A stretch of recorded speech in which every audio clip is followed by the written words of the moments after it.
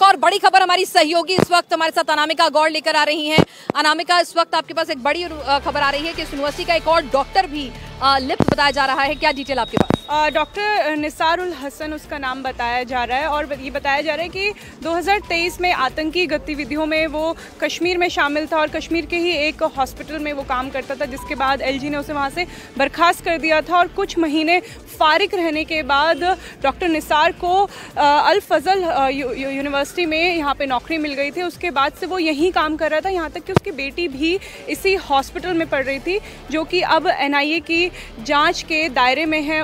उसकी बेटी को भी हिरासत में लिया गया है और उससे पूछताछ की जा रही है, क्योंकि डॉक्टर निसार जो है वो फरार है। और वो फरार कब से है? जब से दिल्ली में बॉम्ब ब्लास्ट हुआ है लाल किले के सामने। और जो डॉक्टर्स जो उसके साथ काम करने वाले हैं डॉक्टर, वो बता रहे हैं कि वो तब से हॉस्पिटल नहीं आया है जब से दिल्ली में ब्लास्ट हुआ है। अपनास ठीक है, तो इस वक्त की बड़ी खबर अनामिका हमें दे रही है कि दिल्ली में ब्लास्ट होने के बाद से इसी यूनिवर्सिटी का, इसी अल फलाह यूनिवर्सिटी का एक और डॉक्टर, जी हाँ एक और डॉक्टर निसार उल हक इस वक्त फरार चल रहा है। उसकी बेटी को एनआईए ने डिटेन किया है और डॉक्टर निसार उल हक के बारे में जो जानकारी अनामिका ने जुटाई है, जो हासिल की है, उस डॉक्टर की रिक्रूटमेंट भी यहाँ पर संशय में है। सवालों के घेरे में उस डॉक्टर की रिक्रूटमेंट कि एक डॉक्टर को कश्मीर से टर्मिनेट किया जाता है, निकाला जाता है नौकरी से अनामिका, और यहाँ पर उसको रखा जाता है। और निकालने का भी कारण केवल ये नहीं था कि डॉक्टर की परफॉर्मेंस खराब थी या कुछ उस पर चार्जेस, उस पर जो है वो देश विरोधी गतिविधि में शामिल होने के चार्जेस थे। उसके बाद भी, उसकी हिस्ट्री जानने के बाद भी, क्योंकि 2023 में जब ये केस आया था कश्मीरी डॉक्टर का, तो ये काफ़ी मीडिया में चर्चा का विषय भी बना था। और इस डॉक्टर के बारे में हर एक यूनिवर्सिटी, जब कोई डॉक्टर कहीं अप्लाई करते हैं तो पूरी उसकी हिस्ट्री निकाली जाती है कि कहाँ काम किया था, कितना एक्सपीरियंस है। उसके बावजूद भी जब इस यूनिवर्सिटी में उन्हें जो काम करने की जगह मिली, तो ये एक बड़ा सवाल जो है वो चांसलर पे खड़ा कर रही है कि क्या उसका बैकग्राउंड वेरिफिकेशन नहीं किया गया था या फिर जानबूझ के सब कुछ जानते हुए भी उसे अपनी यूनिवर्सिटी में जगह दी गई थी। बिल्कुल, तो जिस यूनिवर्सिटी की बात कर रहे हैं, अल फलाह यूनिवर्सिटी की हम बात कर रहे हैं, इसी यूनिवर्सिटी का एक और डॉक्टर, अब देखिए टोटल 5 डॉक्टर हो गए Anamika. Doctor Umar, doctor Muzammil, doctor Shaheen, doctor Adil, हालांकि वो बहुत थोड़े ब्रीफ पीरियड के लिए रहा, जिससे डॉक्टर मुजम्मिल के नाम की टिप मिलती है, फिर मुजम्मिल से डॉक्टर उमर और डॉक्टर शाहीन की टिप मिलती है, और अब एक और नाम यानी 5वां डॉक्टर, यानी कि इस यूनिवर्सिटी के, अल फलाह यूनिवर्सिटी के 5 डॉक्टर ऑफिशियली कम से कम अब इस पूरे फरीदाबाद आतंकी मॉड्यूल से जुड़ रहे हैं। देखिए, जो ये व्हाइट कॉलर मॉड्यूल जिसे बोला जा रहा है, उसमें 5 नाम तो एनआईए ने खुद अपनी तरफ से बता दिए हैं। पहले 8 साल से यूनिवर्सिटी में काम करने वाला डॉक्टर मुजम्मिल, 7 साल से काम करने वाला डॉक्टर उमर, जबकि उनकी भाभी ने कहा था वो केवल 2 या 3 साल से ही दिल्ली में है। लेकिन जो उनके साथ के डॉक्टर्स हैं वो बता रहे हैं कि वो 7 साल से जो है यूनिवर्सिटी में काम कर रहे हैं, यूनिवर्सिटी में पढ़ा रहे हैं और हॉस्पिटल में बाकायदा जो डॉक्टर मुजम्मिल है वो इमरजेंसी में पेशेंट्स को देखते थे। ऐसे में वो किन जो स्टूडेंट्स हैं उनके साथ घुलते मिलते थे, किन की वो फाइनेंशियली हेल्प करते थे, उन स्टूडेंट्स से भी बिनाज अब पूछताछ की जा रही है कि उन्होंने किस किस को इस व्हाइट कॉलर मॉड्यूल में शामिल करने के लिए इंतजाम किया हुआ था। बिल्कुल, व्हाइट कॉलर टेरर मॉड्यूल में डॉक्टर शाहीन जो है वो स्टूडेंट्स का ब्रेन वॉश करने का काम किया करती थी। डॉक्टर उमर और डॉक्टर मुजम्मिल जो हैं वो स्टूडेंट्स की मदद करते थे, उनको ब्रेन वॉश तो करते ही थे, उनकी मदद करते थे फाइनेंशियली, उनको पढ़ने में, उनको किताबों से, और उनके साथ फाइनेंशियल एड भी दिया करते थे, क्योंकि गरीब परिवारों के ये बच्चे हुआ करते थे, तो इसीलिए वो बच्चों के बीच में खासे लोकप्रिय होते थे। और अनामिका, ये भी ऑफ द रिकॉर्ड आपने कुछ डॉक्टर से बातचीत की थी, कैमरे पर आने से वो डर रहे थे, लेकिन उन्होंने बताया आपको कि इनको स्पेशल प्रिविलेज थी। ऐसा नहीं है कि यूनिवर्सिटी प्रशासन उनको सपोर्ट नहीं कर रहा था। देखिए, क्योंकि एक ये हॉस्पिटल है जहाँ पे लगातार इमरजेंसी चल रही है, ऐसे में अगर डॉक्टर 2.5 महीने के लिए गायब हो जाता है तो बाकायदा उससे पूछताछ की जाती है। अगर आपको 1 हफ्ते की भी छुट्टी लेनी होती है तो उसके लिए जद्दोजहद करनी होती है, घर में शादी होती है, दिवाली होती है या फिर किसी त्योहार में जाना तो आपको परमिशन लेनी होती है। लेकिन बाकी डॉक्टर्स को ये परमिशन बहुत मुश्किल से मिल पाती थी। लेकिन डॉक्टर उमर के लिए खासकर ये बात कही गई कि वो 2.5 महीने जो है वो यूनिवर्सिटी में नहीं आता था, क्लासेस नहीं लेता था, लेकिन उसके बावजूद भी उसे कुछ नहीं कहा जाता था। ऐसा लगता था कि जो चांसलर है या प्रिंसिपल है वो उसे सपोर्ट करता है, बैक देता है।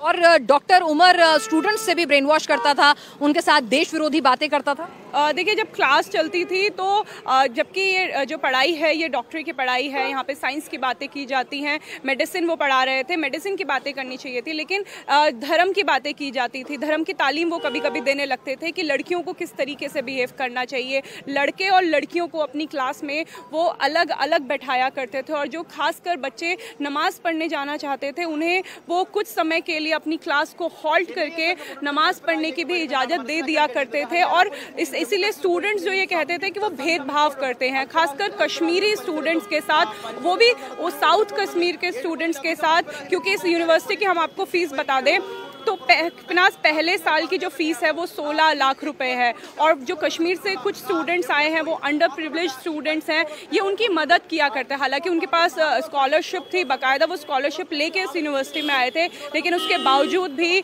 डॉक्टर जो उमर है वो फाइनेंशियली हेल्प उन स्टूडेंट्स की करते थे, जिसके चलते वो एक मसीहा बन चुके थे, खासकर जो कश्मीरी स्टूडेंट्स हैं उनके बीच में। तो जिस तरह से स्टूडेंट्स का साथ वो देते थे और मसीहा की एक इमेज जो है वो लगातार बनती थी, और इसीलिए लगातार देख रहे हैं कि गाड़ियां जो हैं जांच एजेंसी की यहां से लगातार निकल रही हैं।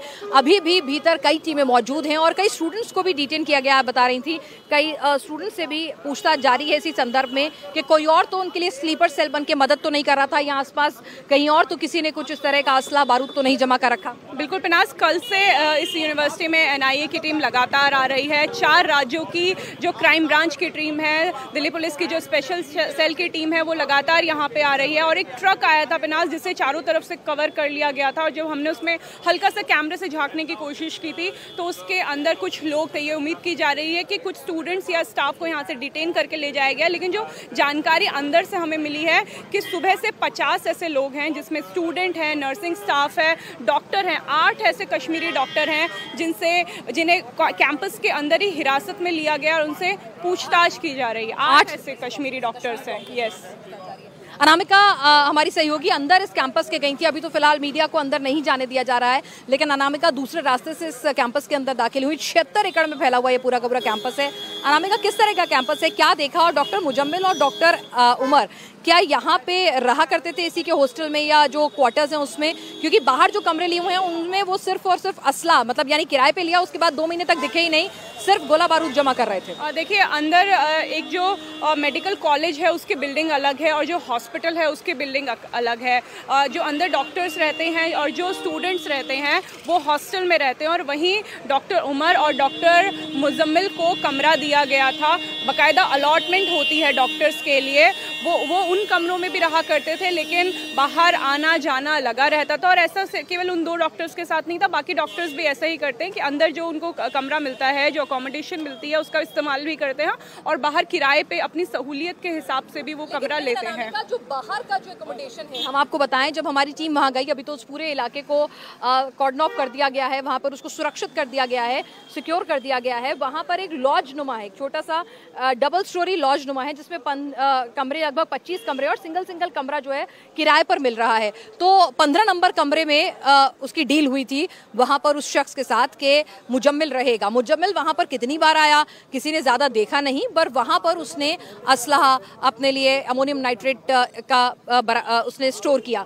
यहाँ से थोड़ी ही दूर पे, लगभग यहाँ से इसी अल फलाह यूनिवर्सिटी से आप लगभग 5 से 6 मिनट की दूरी पर जाएंगे तो वहां पर एक और खेतों के बीच में, क्योंकि मैं आपको बताऊं कि जो एरिया है ये यूनिवर्सिटी है, इसके सामने भी खेत ही खेत आपको नजर आ रहे हैं।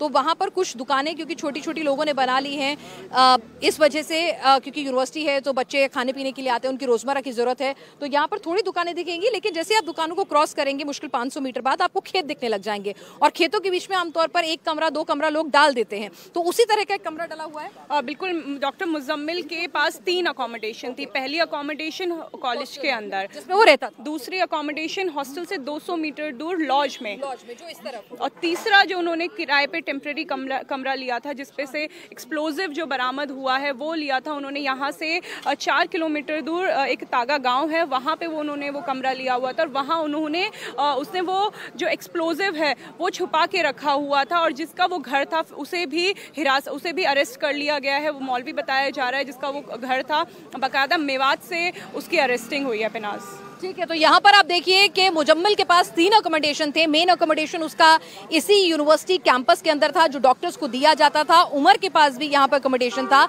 लेकिन डॉक्टर्स अपने लिए बाहर भी अकोमोडेशन रखते हैं।